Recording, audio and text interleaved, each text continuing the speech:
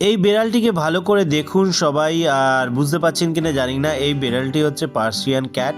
এই পার্সিয়ান ক্যাটের কানে ইনফেকশন হয়ে গেছে। তো ইনফেকশন হওয়ার জন্য বেড়াল প্রচুর সেন্সিটিভ। তারা কি করে ডগেদের থেকে অনেক তাড়াতাড়ি উইক হয়ে যায়।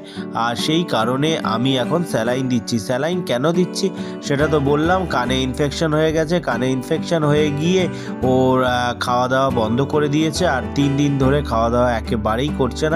সেই জন্য স্যালাইনের সাথে ইঞ্জেকশন দিচ্ছি, না তো ও প্রচুর অ্যাগ্রেসিভ, একটু অ্যাডজাস্ট করে না। সেই জন্য অ্যালিজাবেথ কলার লাগিয়ে কিন্তু ট্রিটমেন্ট করা হয়েছে। আশা করি কয়েকদিনের মধ্যে রিকভারি হয়ে যাবে।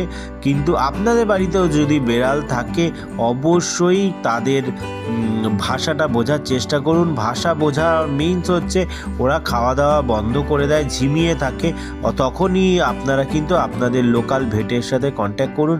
কন্ট্যাক্ট করে অবশ্যই জেনে নিন যে কী সমস্যা হতে পারে। ওনারা কিন্তু আপনাদের খুব সুন্দরভাবে গাইড করবে। আর যদি ভিডিওটা মনে হয় ভালো লাগছে, ভালো লাগতে পারে, অবশ্যই সাবস্ক্রাইব করে নিন চ্যানেলটাকে, আর অবশ্যই শেয়ার করুন বন্ধুদের মধ্যে। টাটা বাই বাই, ভালো থাকবেন।